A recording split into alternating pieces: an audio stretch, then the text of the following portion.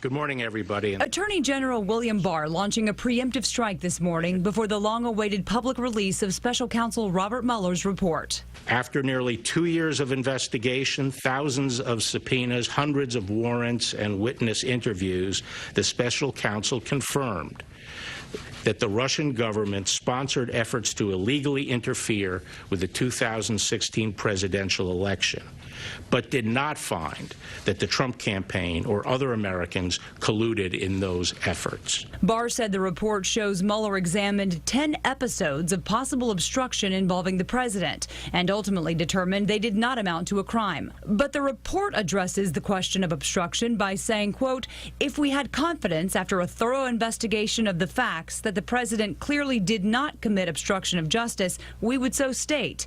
Based on the facts and the applicable legal standards, however, we are unable to reach that judgment.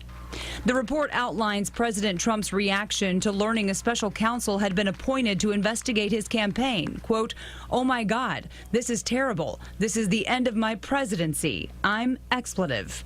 It goes on to say Mr. Trump lashed out at then Attorney General Jeff Sessions, saying, quote, how could you let this happen, Jeff? You were supposed to protect me. President Trump tried to fire Mueller, according to the report, but White House counsel Don McGahn refused to carry out his order, saving both of them from committing the crime of obstruction. No collusion, no obstruction.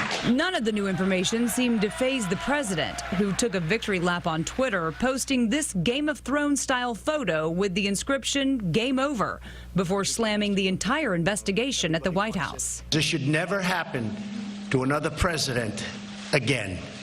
This hoax. But Democrats say the report in no way exonerates the president. Even in its incomplete form, however, the Mueller report outlines disturbing evidence that President Trump engaged in obstruction of justice and other misconduct.